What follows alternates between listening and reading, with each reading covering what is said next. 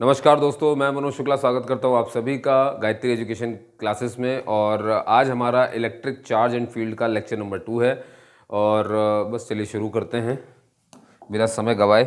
ठीक है दोस्तों, तो याद रखिएगा ये हमारा इलेक्ट्रिक चार्ज का, और याद रखिए हम जो कवर कर रहे हैं बेटा वो NCERT है, और हम तैयारी कर रहे हैं 2023-24 के CBSE बोर्ड एग्ज़ाम की। तो उसमें जो जो बन पड़ेगा सब कुछ मैं आपको पढ़ा रहा हूँ यहाँ पर। और ये लेक्चर नंबर हमारा 2 है, और फिज़िक्स का, और चैप्टर हमारा है इलेक्ट्रिक चार्ज एंड फील्ड्स। ठीक है ना, इलेक्ट्रिक चार्जेस एंड फील्ड्स। चलिए तो दोस्तों देखिए, इससे पहले वाले लेक्चर में हमने चार्जेस के बारे में बात कर लिया है। तो आज हम बात करने वाले हैं यहाँ पर सबसे फेमस कूलम्स लॉ के बारे में। देखिए आपको मालूम है कूलम्स यही कहा था इन्होंने कि भैया जहाँ पर भी दो चार्ज रखे हैं, है ना, अगर दो चार्ज आसपास रखे हों, जैसे मान लीजिए बेटा एक ये Q1 चार्ज है, एक बेटा ऐसे ही Q2 चार्ज है, और मान लीजिए दोनों के दोनों पॉजिटिव पॉजिटिव हैं। या एक और केस बना लेते हैं बेटा, एक बार ये Q1 है, ये पॉजिटिव ही है, और ये वाला बेटा Q2 है, और ये वाला लेकिन अपना नेगेटिव है। तो आपको दिख रहा है कि हमने पहले ही चार्ज के क्लास में ये पढ़ लिया था कि अगर ये, और हाँ, ये दोनों के दोनों कुछ तो डिस्टेंस से दूर होंगे बेटा, कुछ तो डिस्टेंस से अलग होंगे। ये रहा। तो कूलम का ये कहना है कि अगर आप कोई भी दो चार्ज, अब चाहे वो एक जैसे चार्ज वाले हों या वो दोनों अलग अलग चार्ज वाले हों, ये आपस में एक दूसरे में फोर्स लगाएंगे, यही कहना था कूलम का। ठीक है, तो अब ध्यान देखते हैं बेटा फोर्स के कैसे कैसे अप्लाई होना है। अगर ये रिपल्शन है बेटा, तो ये वाला चार्ज इसको धक्का मारेगा इस तरफ, ये रहा फोर्स से। तो मान लेते बेटा ये F2 फोर्स से लगा दिया इसने धक्का बेटा, ये ऐसे ही ये Q2 चार्ज इस पर फोर्स लगाएगा बेटा इस तरफ, और F1 से फोर्स से लगाएगा। और क्योंकि ऐसा इसलिए हो रहा था क्योंकि ये दोनों के दोनों क्या थे बेटा, सेम चार्ज के थे, है ना, सेम मतलब सेम चार्ज ही है एक दूसरे से। और यहाँ पर बेटा एक पॉजिटिव और निगेटिव, तो ये वाले इधर खींचेगा और ये वाला इधर खींचेगा। ये F1 से खींच रहा है तो ये F2 से खींच रहा है। क्लियर हो गया बात। कुल मिला करके चाहे फोर्स रिपल्शन वाला हो, है ना, चाहे फोर्स रिपल्शन वाला हो, चाहे फोर्स अट्रैक्शन वाला हो, कुल मिला करके हमें ये पता है कि फोर्स तो लग रहा है, फोर्स तो लग रहा है। ये केस 1 है और ये आपका केस 2 है। आपको दिख रहा है कि फोर्स तो लग रहा है, बस इसी बात की जानकारी हमें कूलम्स लॉ ने दी थी। कूलम्स लॉ का ये साफ साफ कहना था बेटा कि जो फोर्स होता है किस किस पर निर्भर करता है। तो उन्होंने बताया कि जो फोर्स होता है ये दोनों चार्ज के प्रोडक्ट पर निर्भर करता है, यानी कि Q1 इंटू Q2। और एक और बात उन्होंने बताया कि लेकिन फोर्स जो है बिल्कुल उल्टा रिश्ता रखता है इन दोनों के बीच के डिस्टेंस के। और ये बात सही है बेटा, अगर आप इन दोनों को ज़्यादा पास रखोगे तो ताकत ज़्यादा रहेगी। देखो ज़्यादा पास रखोगे मतलब क्या है, डिस्टेंस कम है, डिस्टेंस कम तो फोर्स ज़्यादा। और अगर आप इन्हें दूर दूर रखोगे तो इनको आपस में एक दूसरे में फोर्स लगाने में दिक्कत जाएगी। तो जितना ज़्यादा डिस्टेंस होगा फोर्स उतना कम होगा। समझ गया ना। इसलिए इन्होंने बताया कि भैया जो फोर्स के साथ डिस्टेंस के साथ रिलेशन जो है वो उसके स्क्वायर का उल्टा है, बिल्कुल मतलब डिस्टेंस के उल्टा है। तुम तो इतना याद रखो। अब आप इन दोनों को उठा करके अगर आप इकट्ठा कर दें तो ये बेटा कुछ इस तरह से रिलेशन बन जाएगा, Q1 Q2 अपॉन में R स्क्वायर। क्लियर इतनी बात। अब आप इसमें से अगर प्रोपोर्शनल का साइन हटा दें, इक्वल टू का साइन लगाएंगे तो कुछ तो कांस्टेंट लगाना पड़ेगा, तो आपने K लगाया, बाकी Q1 Q2 और अपॉन में R स्क्वायर आपने ऐसे का ऐसा लिख दिया। ठीक है दोस्तों, तो ये फोर्स का फॉर्मूला है। अब यहाँ पर बेटा ये बताया गया है ना, आगे चलते हैं धीरे से। अगर हमारे पास ये फॉर्मूला आ चुका है कि Q1 Q2 और अपॉन में R स्क्वायर, तो यहाँ पर अब इसके बारे में जो जो पढ़ना वो ध्यान सुनना जरा। अब बोला गया कि K क्या है, वेयर K बेटा ये है इज अ कूलम्स, स्पेलिंग के लिए माफ़ी चाहूँगा बच्चों, कूलम्स कांस्टेंट। बेटा इसकी जो वैल्यू होती है वो होती है 1/4πε0। अब आप ये एप्सिलॉन नॉट को मैं बता दूं आपको, ये क्या है बेटा, इट इज परमिटिविटी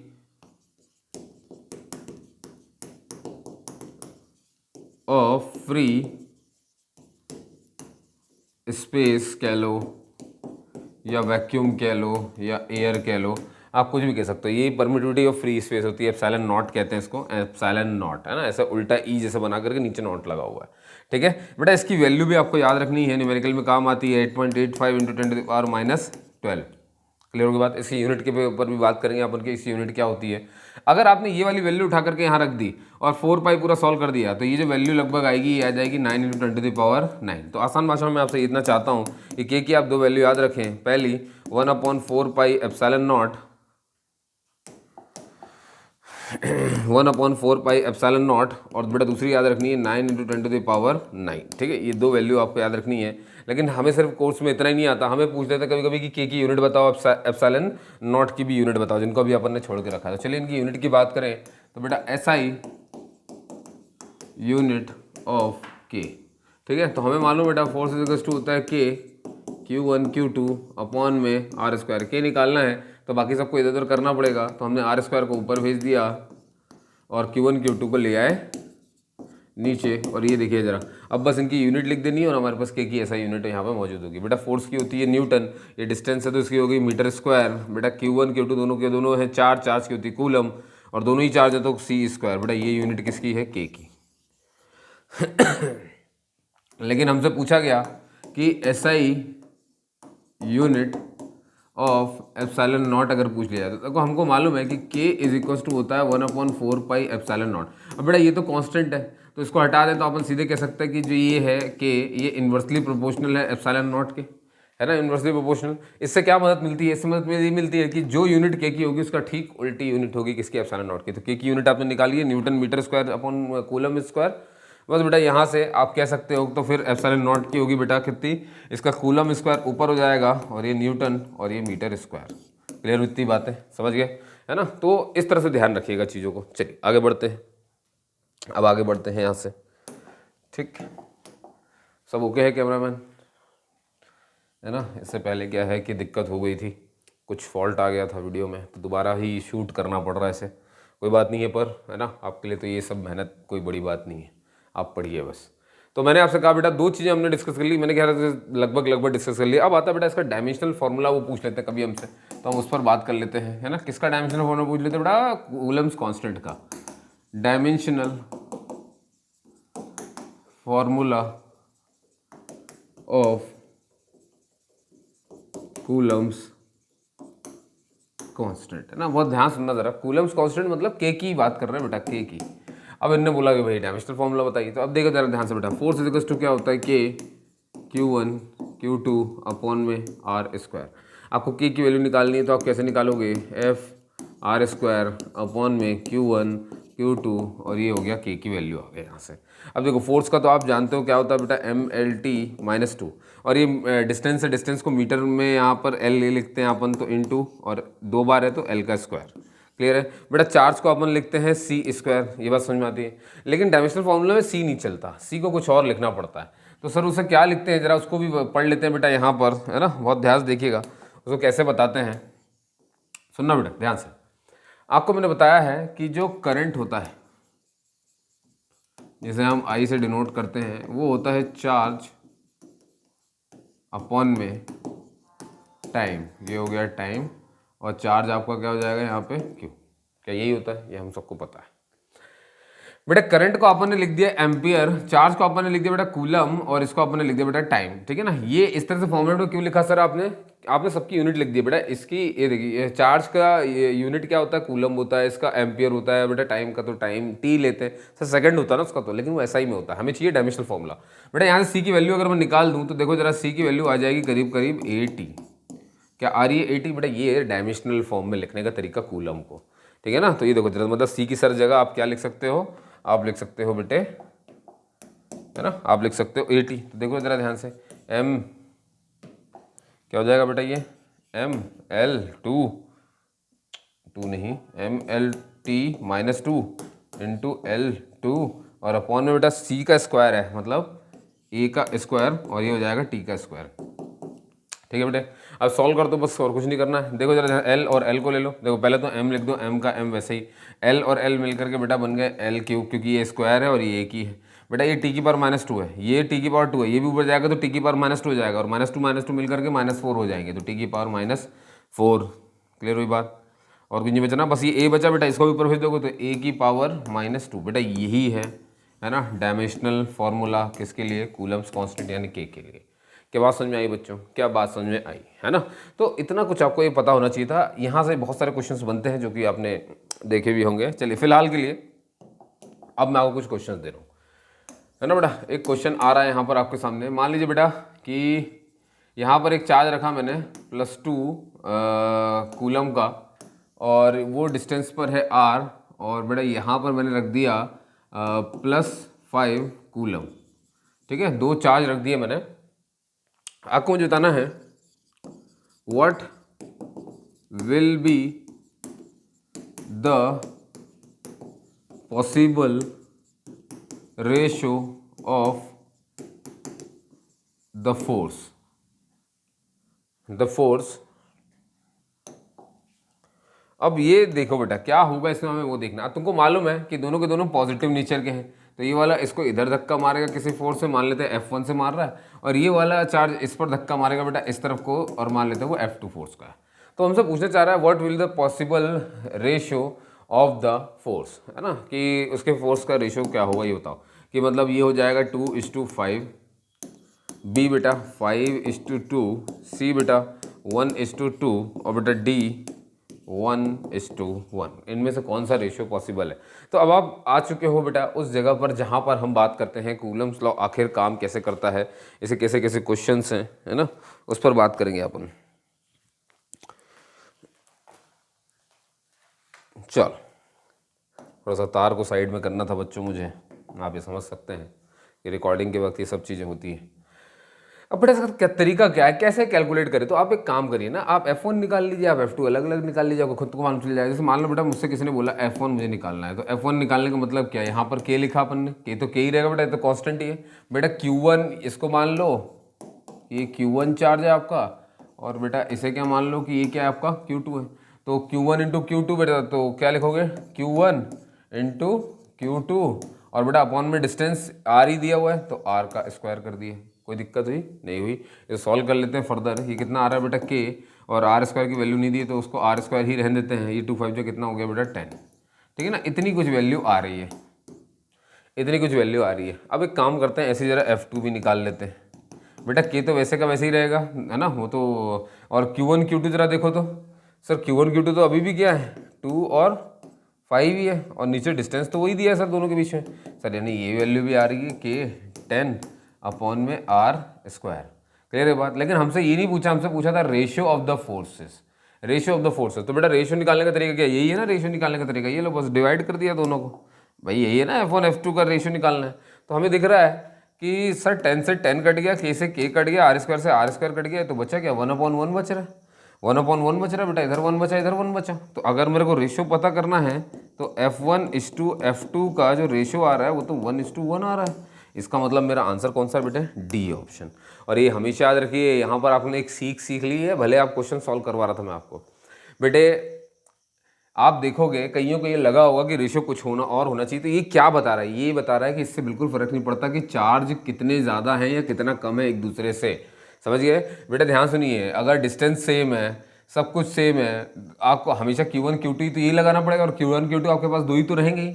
समझ गया मेरी बात। इसका मतलब है कि दो चार्ज के बीच में जो फोर्स होता है ना, तो जो एक चार्ज दूसरे पे लगा रहा है और जो ये चार्ज उस पर लगा रहा है, जो दोनों आपस में फोर्स लगा रहे हैं एक दूसरे के ऊपर, यानी बेटा F1 और ये F2 बेटा ये हमेशा बराबर होंगे, F1 और F2 हमेशा बराबर होंगे। ये बात समझ में आई है ना। देखो क्योंकि ये दोनों बराबर है ना बेटा, इसीलिए रेशियो कितना आ रहा है 1:1। और बेटा सही बात है, जितना 5 कूलम चार्ज लगाता है फोर्स 2 कूलम पर, उतना ही फोर्स लगाता है 2 कूलम 5 कूलम पे। समझ गए, ये बात हमेशा याद रखना, है ना। ये बिल्कुल इस तरह से काम करती है बेटा, जैसे धरती हम पर फोर्स लगाती है, तो बदले में हम भी धरती पर सेम उतना ही फोर्स लगाते हैं। न्यूटन ने पहले ही कह दिया था। क्लियर होगी बात इतनी कि नहीं हुई, है ना। अब चलो मैं आपको थोड़ा सा और केस पढ़ाता हूँ। जैसे मान लो बेटा 2 कंडक्टिंग स्फीयर्स ले लिए मैंने, ठीक है ना। इसके ऊपर आए हुए जितने न्यूमेरिकल्स हैं, और अभी मैं पढ़ा रहा हूँ आपको, बहुत ध्यान सुनना ज़रा आप, है ना, मुझे बता रहा हूँ बेटे। मान लेते हैं ये रहा, और एक ये है बेटा, एक ये है बेटा, इसको भी मान लो प्लस है, इसको भी मान लो क्या प्लस है, कोई दिक्कत नहीं है, ठीक है ना। याद रखना बेटा कंडक्टिंग स्फीयर्स लिए हैं मैंने, क्या लिए हैं, कंडक्टिंग स्फीयर्स।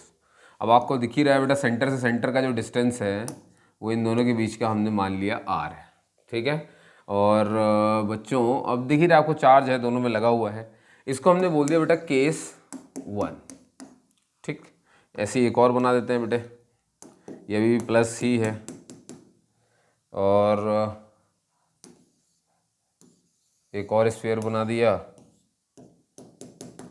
लेकिन ये वाला अपन ने माइनस ले लिया है ना। ये वाला कैसा ले लिया है, ये वाला है माइनस, और इनके बीच में डिस्टेंस अभी बिल्कुल पहले जैसे ये आ रही है, चार्ज बेटा सारे सेम है, ये बता दूं। अच्छा अब एक बात बताओ मुझे जरा, क्या ये दोनों पॉजिटिव हैं? इसका मतलब ये कि ये वाला इसको इधर धक्का मार रहा होगा F1 से, और सर ऐसे ही ये वाला भी तो इसको इधर धक्का मार रहा होगा F2 से। अब सर बात ये कि क्योंकि अब हम जानते हैं कि ये दोनों फोर्स बराबर होते हैं, कि जितना फोर्स ये इस पे लगाता है और वो इस पे लगाता, दोनों बराबर होते हैं, इसलिए आप F1 F2 मत लिखो। आप एक काम करो, दोनों को या तो F1 F1 लिख दो या दोनों को F2 F2। इससे मालूम रहेगा हमें कि दोनों के दोनों फोर्स बराबर होते हैं। अभी तुमने प्रूफ किया। ये बात क्लियर हुई बेटा? शाबाश। सर यहाँ तो अट्रैक्शन होगा, तो ये वाला इधर खींचेगा। अब F1 नाम आ चुका तो एक काम करते हैं F2 कर देते हैं, और ये वाला इधर खींचेगा। बेटा इसे भी क्या लिख दें? F2। सर क्यों? क्योंकि सर चाहे वो रिपल्शन का केस हो चाहे वो अट्रैक्शन का केस हो, फोर्स जो चार्ज इस पर लगाता है, एक चार्ज जो दूसरे पे लगाता है और जो दूसरा चार्ज पहले पे लगाता है, दोनों फोर्स हमेशा बराबर होते हैं। इसलिए F1 चलने दिया ऊपर वाले में, ऊपर और नीचे में अलग इसलिए कर दिया हमने क्योंकि भैया ऊपर था अट्रैक्शन रिपल्शन वाला, नीचे था अट्रैक्शन वाला। ठीक है ना, ये हो गया हमारा केस 2। ठीक है, याद रखना बेटा, F1 फोर्स ऊपर वाले में है, ऊपर के केस में, F2 फोर्स नीचे के केस में। अब ये क्वेश्चन आ चुका था इसलिए मैं आपको क्वेश्चन देने ही वाला हूं। ये कह रहे हैं what will be the possible outcomes. क्या पॉसिबल आउटकम हो सकता है इसका? ए, F1 जो है वो छोटा होगा F2 से। बी, जो F2 होता है वो बड़ा होता है F1 से। दोनों ही केस एक ही जैसे हो गए बेटे। F1 जो है बड़ा होगा F2 से। अब ठीक है, या बेटा F1 और F2 दोनों बराबर हैं, या बेटा डी नन ऑफ दीज। ठीक है, तो एक क्वेश्चन मैंने आपके सामने बनाया। देखिए मैं आपको ना प्योर लेवल दिखाना चाहता हूँ कि भैया कूलम्स लॉ पे कैसे क्वेश्चंस आते हैं, इसीलिए आप प्रैक्टिस बिल्कुल वैसे ही करिए, है ना। किसी और तरीके से करने का उससे कोई मतलब नहीं है। वो बच्चों वाले क्वेश्चन का अभी आपको इस पर बहुत ध्यान देना है। तो मुझे बताओ ज़रा बच्चों, इन 4 केसेस में से आपको क्या लगता है? अगर कोई 2 केस आपको बता दे, मतलब 4 पॉसिबिलिटीज़ में से क्या चीज़ सही हो सकती है, आपको मुझे बताना है। अब ध्यान सुनो बेटा, तुम अगर मुझसे पूछो कि सर यहाँ पर चार्ज कितना है, आपने जैसे पिछली वाले में 2-3 कूलम बता दी, तो मैंने तुम्हें बता दूं बेटा, यहाँ पर भी ये क्यू है, यहाँ पर भी क्यू है, यहाँ पर भी क्यू है, यहाँ पर भी क्यू है। मतलब चार्ज हर जगह बराबर है, चार्ज हर जगह बराबर है। ठीक है ना, चार्ज हर जगह बराबर है। इसका मतलब क्या होता है? इसका मतलब ये हुआ बेटा कि अब देखो यहाँ से तुम जो फोर्स निकालोगे, तो मालूम है ना ये F1, ये जो F1 है बेटा, कि चार्ज सब जगह सेम है, चार्ज हर जगह सेम है। ये देखो जरा, प्लस क्यू, बस ये सर माइनस का, उससे फर्क क्या पड़ता है बेटा? चार्ज मतलब समझ लो कि अगर ये 2 और ये 2 है तो ये भी 2 और ये भी 2 है। क्लियर होगी बात? हमें माइनस माइनस अगर मैं हटा दूं बेटा, तो क्या ध्यान से ना बेटा, ध्यान से देखना, अगर मैं बस माइनस हटा दूं उससे फर्क क्या पड़ता है? फोर्स तो निकालोगे ही ना तुम, फोर्स तो निकालोगे ही ना बेटा। और डिस्टेंस भी देखो जरा सेम है, तो चार्ज भी सेम है, डिस्टेंस भी सेम है, सब कुछ सेम है। तो बेटा इसका मतलब ये हुआ कि जो फोर्स मैं यहाँ कैलकुलेट करूंगा वही वैल्यू फोर्स की यहाँ पर भी आएगी। इसका मतलब ये है। और यहाँ का फोर्स किस नाम से जाना जाता है बेटा? F1। तो बेटा यहाँ का फोर्स किस नाम से जाना जाता है? F2।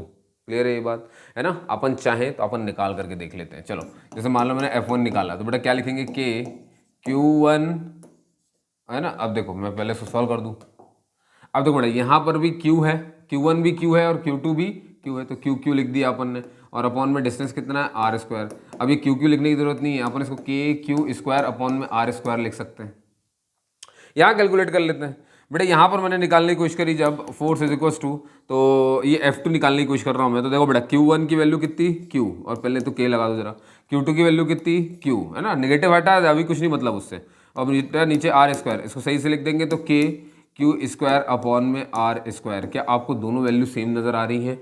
आ रही कि नहीं आ रही बेटा, है ना। तो इस तरह से प्रूफ करना है, ध्यान देना बेटा। अपन कह सकते हैं कि F1 हमेशा F2 के बराबर है, यानी कि इसका सही आंसर है C।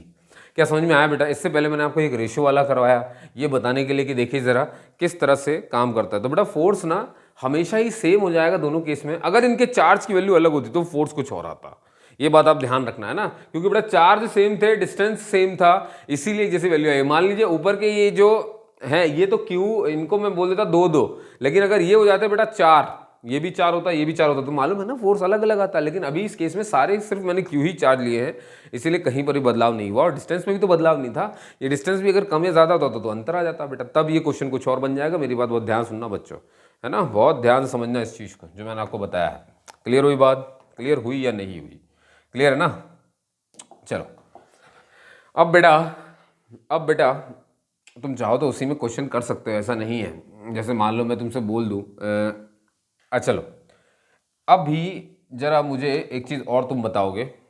ये तो तुमने जिस तरह से ये क्वेश्चन किया तो किया, ठीक है, ये तुमने बता दिया, लेकिन मैं अब तुम्हें कुछ बताने वाला हूँ, उसको तुम्हें बहुत ध्यान सुनना है बेटे, उसको तुम्हें बहुत ध्यान सुनना है। इसका ये आंसर गलत है, इसका ये आंसर गलत है। मुझे मालूम था कि जैसे आप इसे सॉल्व करने वाले हो वही तरीका मैंने चुपचाप अपनाया और आपके सामने वहाँ पर रख दिया, ठीक है। ये बिल्कुल गलत है बेटा। सर तो ये सही कब था? तो मेरी बात बहुत ध्यान सुनना बेटा। क्या मैंने आपको यहाँ पर 2 कंडक्टिंग स्फीयर्स दिए थे? कंडक्टिंग स्फीयर्स का मतलब क्या होता है बेटे? कंडक्टिंग का मतलब ये होता है आपने क्या किया, आपने उसे पॉइंट चार्ज मान करके यहीं से आपने उसे काम करवा दिया, है ना, यहीं से आपने उसे काम करा दिया। बहुत ध्यान सुनना बेटा, कंडक्टिंग स्फीयर्स का मतलब ही क्या है ये देखो, जरा ध्यान से देखो। ये मैंने बनाया, अब देखो बेटा एक्सप्लेनेशन अब है, दमदारी बारी बात है ना जो आप सुन रहे थे बेटा। अगर ये भी पॉजिटिव है ना, और ये भी प्लस क्यू है, इसमें भी प्लस क्यू है अगर, है ना, इसमें भी प्लस क्यू अगर चार्ज डला हुआ है तो ये आपस में रिपल करेंगे। तो बेटा आपने जो डिस्टेंस लिया ना, आपने जो डिस्टेंस लिया वो तो आपने ले लिया कौन सा, ये सेंटर से सेंटर। बेटा सेंटर सेंटर तब लेते हैं जब चार्ज यहीं पर रहे। बेटा ये अगर स्फीयर कंडक्टिंग स्फीयर है तो बेटा क्या इसमें चार्ज चलना शुरू करेंगे? बेटा कंडक्टर का मतलब क्या होता है? विच कंडक्ट द चार्जेस। तो कंडक्ट होने का चार्जेस का मतलब क्या? चार्ज चल सकते हैं बेटा, कहीं पर भी कंडक्ट हो सकते हैं। तो मेरी बात होता है बेटा, अगर ये भी प्लस है और ये भी प्लस है तो बेटा ध्यान सुनो जरा, जैसे ही प्लस को प्लस दिखेगा तो क्या इसके सारे चार्ज उठ करके इस तरफ कोने में चले जाएंगे, और बेटा इसके भी सारे पॉजिटिव चार्ज उठ करके इस कोने में चले जाएंगे। अरे हाँ है ना बच्चों? सर अगर इसका ये दूसरा वाला केस होता तो हम दूसरा वाला केस भी बना देते हैं। ये देखो जरा, अब ध्यान सुनना बेटा, ये है प्लस क्यू इधर पर और इधर पे क्या है बेटा, माइनस क्यू है। बेटा इसमें प्लस क्यू और अभी अपोजिट है पोल है, तो बेटा ये क्या पॉजिटिव सारे इधर चिपक जाएंगे आकर के और सारे निगेटिव आएंगे इधर, अगर इसके पास निगेटिव है तो। मेरी बात बहुत ध्यान सुनना बेटे, हमने उसमें क्या किया बेटा, हमने क्या किया, हमने सिर्फ आर को डिस्टेंस माना। हमने किसको माना? आर को डिस्टेंस। आर को डिस्टेंस मानने का मतलब है कि चार्ज सारे यही पॉइंट पे हैं, इसी डिस्टेंस पर चार्ज यहाँ पर है। बेटा यहीं पर है ना, इसीलिए तो तुम आर ले रहे थे। लेकिन क्या तुम्हारे चार्ज यहाँ पर है? नहीं। क्यों नहीं है? क्योंकि तुमने जो लिया है बेटा वो पॉइंट चार्ज नहीं, तुमने एक स्फीयर लिया है। अगर तुमने स्फीयर लिया है और वो भी कंडक्टिंग वाला स्फीयर लिया तो फिर उसमें चार्ज इधर से उधर जा सकते थे, तो चार्ज बीच में नहीं पाए गए, वो इधर उधर जाने लग गए। अगर आपके दोनों सेम चार्ज थे तो वो दोनों सेंटर को छोड़ करके दूर चले गए। अगर दोनों अलग अलग नेचर के थे तो वो दोनों सेंटर को छोड़ करके पास पास आ चुके हैं। बात समझ में आ गई? इसका मतलब ये है कि ये मेरा इफेक्टिव डिस्टेंस नहीं है, ये मेरा डिस्टेंस नहीं है जो काम कर रहा है। बेटा ये कब काम करता है? जब हमारा चार्ज सिर्फ पॉइंट चार्ज होता है। मैं वो करवाऊंगा अभी आपको, बहुत ध्यान सुनना जरा। तो सर अभी क्या है बेटा, अब क्या देखना जरा ध्यान से, क्या चार्जेस दूर दूर हो गए हैं? तो बेटा ये है अब तुम्हारा इफेक्टिव, है ना, इफेक्टिव डिस्टेंस। देखो आर मैंने इफेक्टिव लिख दिया, मतलब ये एक्चुअल में काम कर रहा है। बेटा ये देखो, ये हमारा पहले वाला है, ये आर है हमारा, लेकिन हमारे चार्ज क्या यहाँ पर हैं? यहाँ पर हैं हमारे चार्ज? नहीं, वो तो थोड़े से पास आ चुके हैं। तो बेटा ये इस चार्ज से इस चार्ज तक का डिस्टेंस, ये बेटा ये है आर इफेक्टिव, ये है आर इफेक्टिव। और मेरी बात बहुत ध्यान सुनना बेटा, बहुत अच्छे समझ में आ जाएगा। बेटा इसमें जो भी फोर्स लग रहा था, देखो ये इधर लगा ना फोर्स, ये देखो इधर फोर्स लग रहा था इसमें F1, और इसमें बेटा इधर लग रहा था बेटा ये F1, है ना। ऐसे बेटा इसमें इस तरफ को लग रहा था F2, इधर लग रहा था बेटा F2। यही तो बताया था पिछली बार मैंने। अब आप मेरी बात ध्यान सुनना बेटा, क्या अब डिस्टेंस जो है वो आर इफेक्टिव है? क्योंकि आर को हम काउंट नहीं कर सकते, क्योंकि आर क्या बेटा वो सेंटर का है, लेकिन हमारे पास कंडक्टिंग स्फीयर होने के कारण जो चार्ज थे वो चले गए इधर से उधर। बहुत अच्छे समझना, ये सब बात है बहुत अच्छे समझ में आ जाती है। बेटा ध्यान सुनना जरा, क्या इस बार, अब पहले केस में देखो, क्या जो डिस्टेंस थी, है ना, नॉर्मल सेंटर सेंटर, क्या उससे डिस्टेंस ज़्यादा हो गई है? अब बेटा अगर डिस्टेंस ज़्यादा हो गई है तो मेरी बात बहुत ध्यान सुनना, क्या तुमने ये पढ़ लिया है कि जो फोर्स होता है वो इन्वर्सली प्रोपोर्शनल होता है डिस्टेंस के स्क्वायर के? अरे हाँ है ना बेटा, डिस्टेंस के उल्टा होता है ना ये। तो बेटा देखो जरा ध्यान से, अगर डिस्टेंस ज़्यादा है, अगर डिस्टेंस ज़्यादा है तो बेटा क्या यहाँ पर फोर्स कम हो गया होगा? बहुत सही भाई, डिस्टेंस ज़्यादा है ना बेटा, चार्ज के बीच में तनके लगने वाला फोर्स भी कम हो गया होगा भाई। डिस्टेंस बढ़ेगा तो फोर्स कम हो जाएगा। बेटा यहाँ पर डिस्टेंस क्या कम हो गया है बेटा? क्योंकि यहाँ पर देखो जरा, डिस्टेंस बढ़ गया था इसलिए फोर्स कम हो गया, यहाँ पर डिस्टेंस कम हो गया इसलिए फोर्स बढ़ जाएगा। अब यहाँ के फोर्स को हमने F1 कहा था, यहाँ के फोर्स को हमने F2 कहा था। अगर आप दोनों कंपेयर करोगे, क्योंकि चार्ज तो हर जगह सेम है बेटा, है ना, चार्ज हर जगह सेम है, बहुत ध्यान सुनना बेटा। अगर आप इन दोनों कंपेयर करोगे तो बेटा जो फोर्स F1 था वो कम हो गया है और F2 जो है वो ज़्यादा हो गया है। ज़्यादा हो जाने का मतलब क्या है बेटे, कि जो F1 है वो छोटा है F2 से, जो F1 है वो छोटा है F2 से। इसका मतलब बेटा जो हमारा आंसर है, इसका मतलब जो हमारा आंसर है वो कौन सा है बेटे? ये वाला आंसर है हमारा। क्लियर हुई बात कि नहीं हुई? आया नहीं आया? अब सर मान लेते हैं अगर ये पॉइंट चार्ज होता तो ये तो कंडक्टिंग स्फीयर से बेटा, तो अब लगा लो जरा वहीं पे जो मैंने बताया आपको। मान लो आपने ये Q1 लिया, ठीक, अब मैं इसको आपको ऐसे नहीं बना रहा हूँ, मैं ले लो सुनना बेटा ध्यान से जरा, ये रहा प्लस, यहाँ पे लिख दिया बेटा प्लस क्यू, प्लस क्यू, ठीक है। अब ये पॉइंट चार्ज है बेटा, ये आर, ठीक है। अब इनमें कंडक्टिंग स्फीयर नहीं है ना, अब तो एक ही चार्ज है, बस एक ही पार्टिकल ही है, तो अब ये क्या इधर उधर जा पाएंगे? नहीं नहीं नहीं, वो तो बेटा कंडक्टिंग स्फीयर था, इसमें चार्ज मूव कर पाता। अब तो पॉइंट आपने लिया ही एक चार्ज है, तो अब कहाँ से इधर से उधर होने वाला है बेटा? ये लिखा प्लस क्यू, इधर लिख दिया बेटा माइनस क्यू, और ये दोनों के दोनों भी आर डिस्टेंस पे हैं। आपको मैंने ये पहले ही पढ़ा दिया है कि ये वाला इधर धक्का पड़ रहा है इसको F1 से, बेटा इस वाले को इधर पड़ रहा है बेटा धक्का F1 से, बेटा ये वाला अंदर खिंच रहा है F2 से, ये वाला भी अंदर खिंच रहा है बेटे F2 से। क्या ये बात क्लियर हो रही है? अब मेरे बच्चों मेरी बात ध्यान सुनना ज़रा, अगर तुम यहाँ पर फोर्स निकालोगे तो क्या वैल्यू आएगी? के क्यू क्यू, तो क्यू स्क्वायर अपॉन में आर स्क्वायर, और ये F1 नाम का फोर्स है, ठीक है बेटा। यहाँ पर अगर तुम निकालोगे F2 तो के, दोनों के दोनों क्यू क्यू ही हैं, क्यू स्क्वायर अपॉन में आर स्क्वायर। क्या अब आपको दिख रहा है बेटा कि दोनों के दोनों फोर्स जो है वो इक्वल है? दोनों के दोनों फोर्स कैसे हैं बेटा? इक्वल, यानी इस केस में हमारा आंसर बन जाएगा F1 is equal to F2। तो बेटा ये कब होता है, बहुत ध्यान से देख लो। तो सर यहाँ पर हुआ क्या था, इनके मामले में हो क्या था बेटा? इसे कहते हैं इंडक्शन। क्या बोलते हैं बेटा? इंडक्शन, है ना। Due to induction charges move, due to induction charge move कर गए। सब के सब थे पहले सेंटर पे, लेकिन जैसे ही मैंने एक और बॉडी सामने रखी और इनको जगह मिली हुई थी तो ये चलना शुरू करते। बेटा अगर आप जगह ही नहीं दोगे, आप पॉइंट चार्ज ले लोगे, आप पॉइंट चार्ज ले लोगे तो कुछ जगह वगैरह जाने की बात नहीं, फिर तो बस वही काम होगा जो आप जानते हो। यानी कि पॉइंट चार्ज हुआ तो कोई भी जगह नहीं है उनके हिलने की, कोई इंडक्शन पॉसिबल नहीं। लेकिन अगर आपने क्या कहते हैं कंडक्टिंग स्फीयर ले लिया तो फिर पूरे पॉसिबल चांस है उनके कंडक्ट होने के। लेकिन एक बात और याद रखना बेटा, ये हमेशा कभी भी क्वेश्चन सिर्फ ऐसा नहीं होता कि कंडक्टिंग स्फीयर पे भी आता। हो सकता है क्वेश्चन में लिखा हो नॉन कंडक्टिंग स्फीयर, अगर वो नॉन कंडक्टिंग स्फीयर हो गया तो मैंने जैसे पहले सॉल्व किया था वैसे ही करना है। इसका मतलब ये है कि ये जो मैंने सॉल्व किया बेटा, ये आप तब कर सकते हो जब आपके पास नॉन कंडक्टिंग हो। समझ गया मैंने सारी की। और ये आपके पास क्या बेटा, जब आपके पास कंडक्टिंग स्फीयर, तो कंडक्टिंग होंगे तो कंडक्ट हो जाएगा, और नॉन कंडक्टिंग होंगे तो कंडक्ट नहीं होगा, फिर तो आपको सेंटर से ही काम लेना पड़ेगा। और बेटा और आखिरी केस मैंने आपको बता दिया कि जब आपके पास पॉइंट चार्जेस हो। तो उम्मीद करता हूं कि आपको इतना समझ में आया होगा, है ना। ये बड़ा ही सिंपल था बेटा। अब चलिए, अब आपको मैं ना एक क्वेश्चन देता हूं, जरा बहुत ध्यान से देखना बेटा। ये मैंने स्क्वायर बनाया है ना, लगे ना लगे बेटा, ए साइड है इसकी। क्या साइड है? ए। बेटा यहाँ बीच में माइनस क्यू चार्ज सेंटर पे रखा हुआ है, और आजू बाजू मैंने यहाँ पे plus Q plus Q plus Q, और यहाँ पर बेटा रख दिया मैंने प्लस क्यू। क्लियर है ये बात, है ना। अब आपसे मैं पूछ रहा हूँ बेटा, find the net force at centre.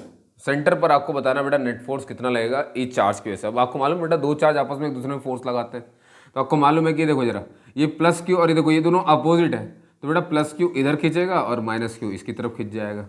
ऐसे बेटा प्लस क्यू इधर जाएगा ये वाला, और ये वाला इधर भी खींचेगा। बेटा ऐसे ही प्लस क्यू इधर जाएगा तो माइनस क्यू इसकी तरफ भी खींचेगा।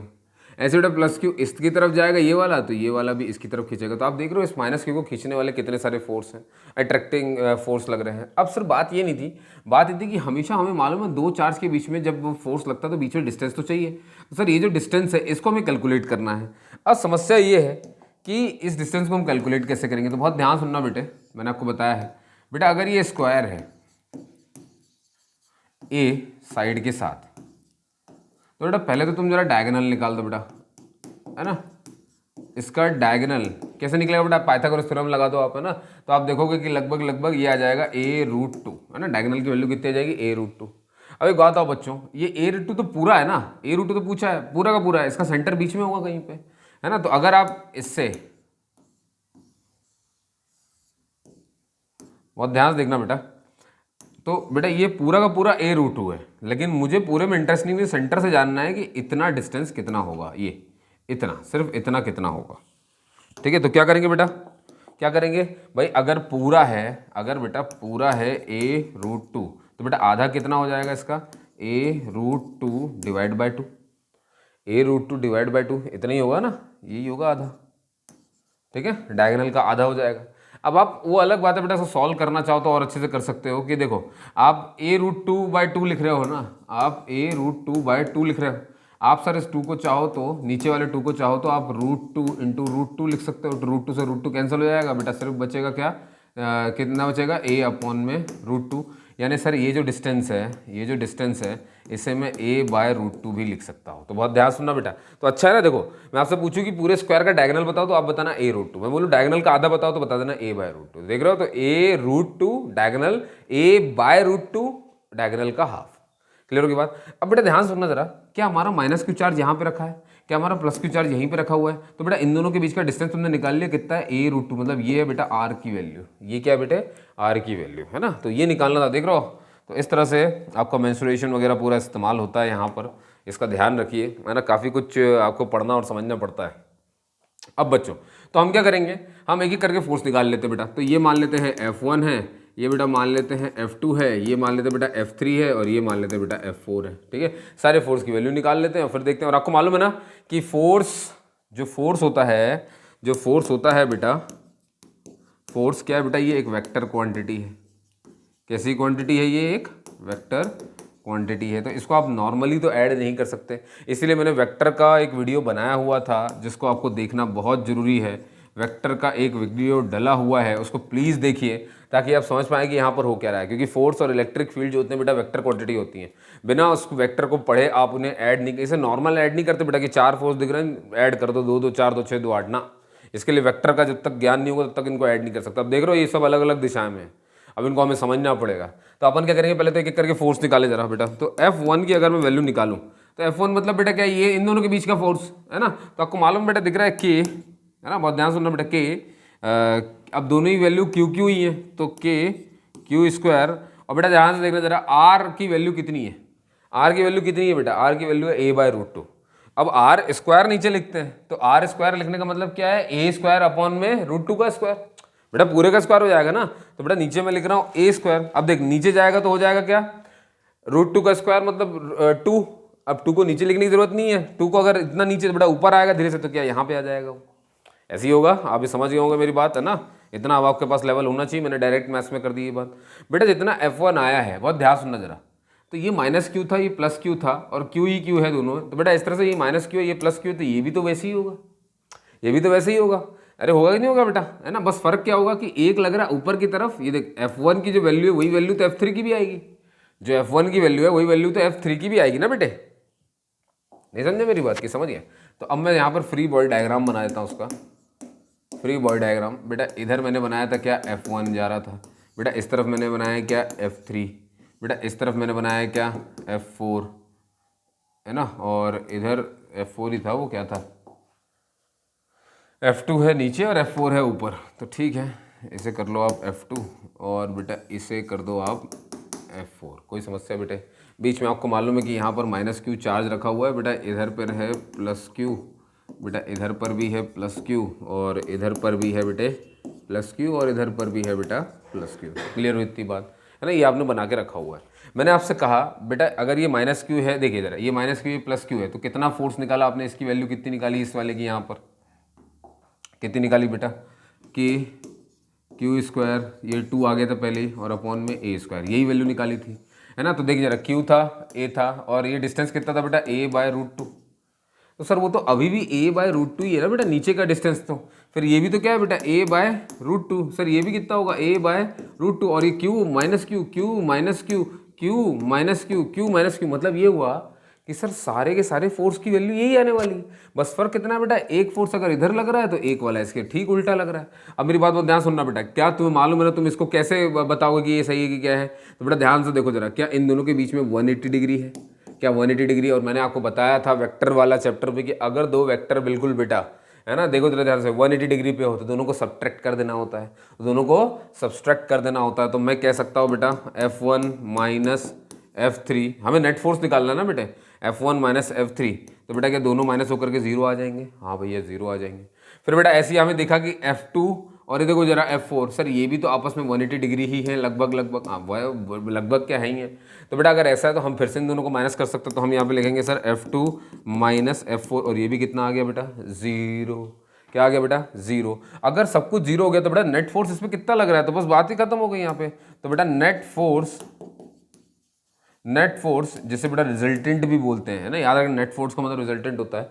तो वो दिख रहा है हमें सारे ही, हमने जब ऐड कर लिए बेटा तो अब वो हमारे पास कितना आंसर आ रहा है इसका, 0 न्यूटन का फोर्स आ रहा है। कितने न्यूटन का फोर्स आ रहा है बेटा, 0 न्यूटन का फोर्स आ रहा है। तो इतना एक्सप्लेनेशन आपको देना है, याद रखिए ना, यही नहीं कि बस चुटकियों में इसको तोड़ा और ख़त्म कर दिया मामला। बात समझ में आई बच्चे? तो इस तरह से ये चीज़ काम करती है ना। अब मैं आपको एक और क्वेश्चन इसका दे देता हूँ और समझाने की कोशिश कर रहा हूँ मैं आपको। वैसे भी बेटा मान लो ये रहा, ठीक बेटा, ये भी प्लस क्यू है, ये भी प्लस क्यू है, और सेंटर पर भी बेटा प्लस क्यू है, और यहाँ पर बेटा मैंने दे दिया माइनस क्यू, और यहाँ पर भी दे दिया बेटा मैंने माइनस क्यू। क्लियर है इतनी बात? अब मैंने आपसे वही क्वेश्चन कहा फिर से, find the net force at the centre of the square. आपको सेंटर पर जो है नेट फोर्स निकाल करके बताना है, ठीक है। अब देखिए जरा कैसे निकालेंगे। पहले तो अपने को क्या करना है बेटा, फ्री बॉडी डायग्राम। अब आपको देखना है यहाँ पे, देखो बेटा ये डिस्टेंस तो आपको मालूम हो चुका सर, अगर ये स्क्वायर है तो हमें डिस्टेंस पता है, ये वाला बेटा कितना होता है, a√2 होता है, तुम्हें पता अच्छे से बात, ठीक है। अब ध्यान सुनो बेटा, ये देखिए दोनों पॉजिटिव है क्या? अगर ये दोनों पॉजिटिव है तो क्या ये वाला चार्ज इसको इधर धक्का मार देगा? हाँ सर मार देगा। और ध्यान सुनना बेटा, अब इसकी चार्ज की बात करेगा तो ये तो सर माइनस क्यू है, क्या ये इसको इधर ही खींचेगा बेटा? हाँ बेटा ये इसको इधर ही खींचेगा, ये देख जरा। तो अब देखना बेटा, क्या दोनों के दोनों चार्ज बिल्कुल क्यू क्यू क्यू ही थे सारे। तो बेटा जब ये इसको इधर धक्का मार रहा था F फोर्स से, तो ये वाला चार्ज उसको अपनी तरफ ही खींच रहा था F फोर्स से। ऐसे बेटा इस चार्ज को देख जरा ध्यान से, ये वाला इसको धक्का मारेगा इस तरफ F फोर्स से, लेकिन नीचे वाले को देखा तो ये बेटा अपनी तरफ ही खींच रहा था, इसे F फोर्स से ही खींच रहा था। तो सर अगर आप इसका अलग से डायग्राम, फ्री बॉडी डायग्राम बना दो, ध्यान सुनना बेटा ना, ये देख ये वाला इसकी तरफ खींचेगा, ये वाला इसकी तरफ खींचेगा। अरे खींचेगा नहीं खींचेगा बेटा, ये वाला तो भैया धक्का ही मार रहा था तो हमने बना दिया। इस वाले ये वाला बेटा कहाँ जाएगा, इसको इधर धक्का पड़ रहा है, इसको इधर धक्का पड़ रहा है। क्लियर है ये बात? चलो आगे सुनेंगे, है ना। तो उन्होंने बताने की कोशिश करी आपको, हमें तो निकालना है बेटा सेंटर पे। तो हमने क्या किया, यहाँ पे लिखा प्लस क्यू, है ना, और ये इसका पॉइंट है बेटे, और ये बेटा इधर जा रहा है, देख एफ मिल गया तो ये कितना हो गया 2F, और बेटा ये इधर जा रहा है एफ मिल गया तो ये देखिए यही उठे चले जा रहा है ना। ये बेटा इधर जा रहा है, ये भी कितना जा रहा है 2F। अरे हाँ है ना बच्चे, क्लियर है बात? अब मेरी बात बहुत ध्यान सुनना बेटा, तुम लोग को ये बात पता है कि जो हमारा स्क्वायर होता है ना, तुमने ये 9th और 10th में पढ़ा हुआ है, इसका बेटा हर एंगल कितना डिग्री का होता है, 90 डिग्री का होता है। हर एंगल कितने डिग्री का होता है, 90 90 90 90 90। क्लियर है ये बात? बहुत बढ़िया। इसका मतलब ये हुआ बच्चों, ध्यान सुनो जरा, ये जो फोर्स आ रहा है बेटा इधर, है ना, ये दिख रहा है इधर आ रहा है, जो बिल्कुल कोने में ही जा रहा है। बिल्कुल क्यों जा रहा है कोने में? क्योंकि कोने में ही तो रखा है ना, तो ये बिल्कुल क्या इधर ही खींच रहा है, जो भी है इसका फोर्स इधर आ रहा है। बेटा अगर ये लाइन में पूरी जोड़ दूँ, ये लाइन अगर मैं पूरी जोड़ दूँ, ये देख जरा ध्यान से, ये पूरी बेटा जोड़ दूँ अगर यहाँ सेंटर से, तो तुझे दिख रहा है ना ये एक ट्रायंगल बन चुका है। अब अगर तुमसे ये एंगल पूछूं बेटा तो क्या बताओगे मुझे इस एंगल के बारे में? ये देखो ये छू लो तो वैसे तो नहीं जाएगा जब मुझे जरूरत होगी, लेकिन अभी जरूर जा रहा है ना, उसको परेशान करना है मुझे। देख बेटा ध्यान से, सेंटर से बिल्कुल अगर इस वर्टेक्स तक जाओगे तो मतलब तुमने एंगल को बाइसेक्ट कर दिया बेटा, एंगल को बाइसेक्ट कर दिया। अब ये पूरा एंगल 90 डिग्री था, अगर बाइसेक्ट, बाय मतलब क्या होता है, बाय मतलब दो हिस्से, बराबर हिस्से। तो बेटा अगर ये 90 डिग्री था पूरा, जैसे इस लाइन को काटा बेटा, तो ये वाला हिस्सा कितना होगा, 45 डिग्री होगा।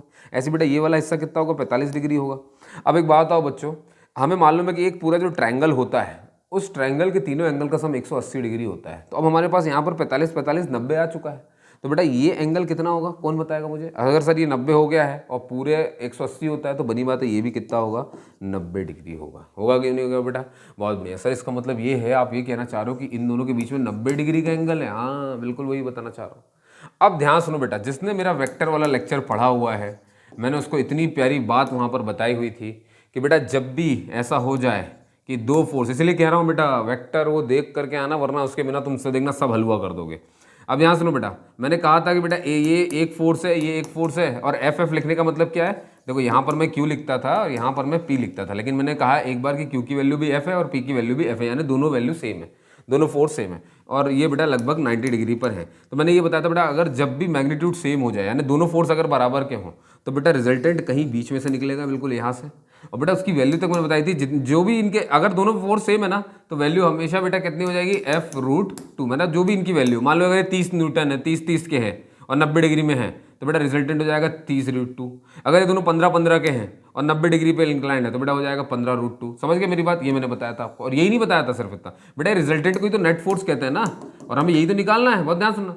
और दूसरी बात क्या बताई थी बेटा, तो याद रखो जब भी ऐसे 90 डिग्री पे दो फोर्स हो तो रिजल्टेंट हमेशा उनके बीच से निकलता हुआ दिखता है। जब भी दो फोर्स हो, देखो जरा सेम है, बिल्कुल सेम है, तो रिजल्टेंट हमेशा उनके बीच में से निकलता हुआ निकलता है। बेटा यही रिजल्टेंट है, यही नेट फोर्स है, यही नेट फोर्स है, जो कि बेटा देख रहे हो तुम नीचे की तरफ लग रहा है। मतलब इस देखो जरा पूरे स्क्वायर में ये जो सेंटर पे रखा चार्ज है, इस पर ये भी फोर्स लगा रहा है, ये भी फोर्स लगा रहा है, ये भी फोर्स लगा रहा है, ये भी फोर्स लगा रहा है, और ये जो फोर्स लगा इस पर नेट, वो लगा बेटा नीचे की तरफ। यानी जो फोर्स का डायरेक्शन है, नेट फोर्स का डायरेक्शन है ना, नेट फोर्स का जो डायरेक्शन है वो तो मैं अभी बता सकता हूं।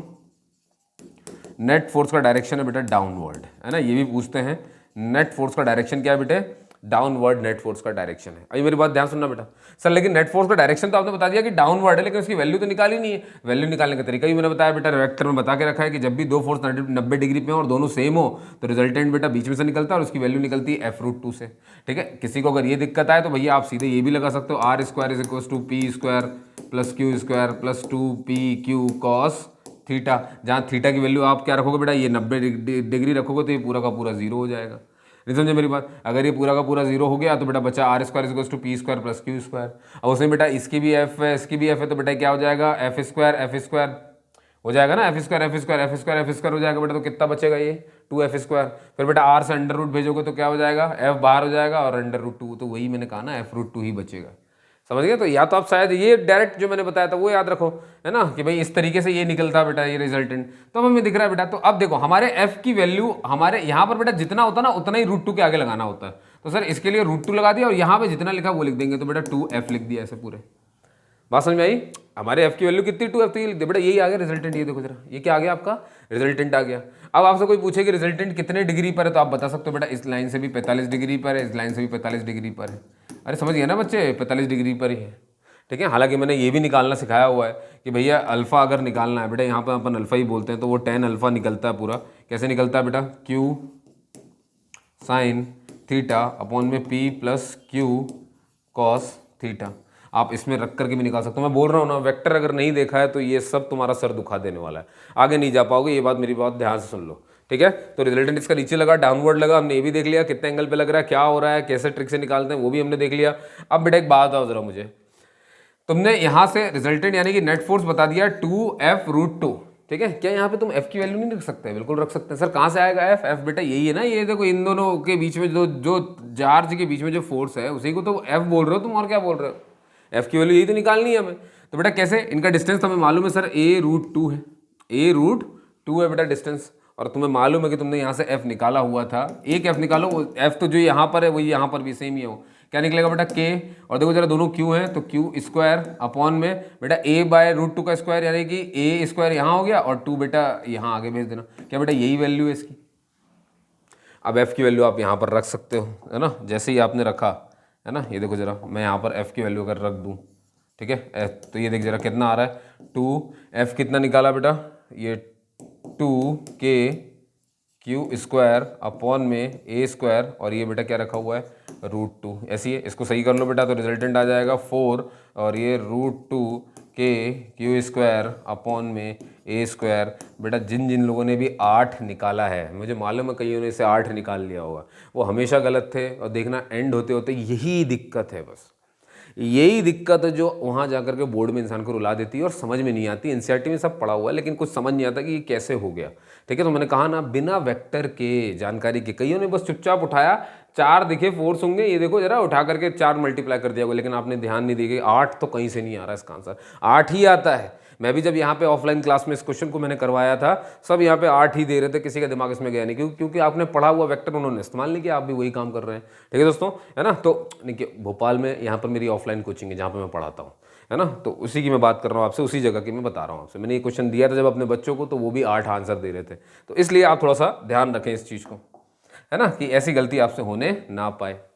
क्लियर हुई बात बच्चों, है ना। और कुछ छूटा तो नहीं, बस यही देख रहा हूँ मैं। और ऐसे बहुत सारे क्वेश्चन हैं, तो जरूर ट्राई करिए एक बार ज़रा, है ना, देखिए आपसे बन पाता है या फिर नहीं बन पाता है, ठीक है। बाकी मुझे तो यहाँ पर कुछ ऐसा लगता नहीं है। मैंने आपको डायरेक्शन बता दिया, नीचे की तरफ लग रहा है, ठीक है, और आपकी वैल्यू तक निकलवा दी, नीचे की तरफ हो गई, और वेक्टर कैसे सॉल्व करते वो भी बता दिया, ठीक है। बस बच्चों लो काफ़ी है। तो ठीक है बेटा, आज के लिए सिर्फ इतना ही। मैं मिलूंगा आपको लेक्चर नंबर 3 में, तब तक के लिए आप इन लेक्चर्स का रिवीजन जरूर करते रहें। और केमिस्ट्री का भी लेक्चर अभी डलना है, तो मोल कंसेप्ट में चाहूँगा कि आप पहले 2 पार्ट देख लें, उसके बाद तीसरा पार्ट देखें, ठीक है। और अभी मैथ्स का भी लेक्चर अपलोड होने वाला है, तो इससे पहले मैथ्स का नया लेक्चर अपलोड हो उससे पहले आप थोड़ा सा रिवाइज कर लें, ठीक है दोस्तों। चलिए, जय हिंद, जय भारत और खुश रहिए।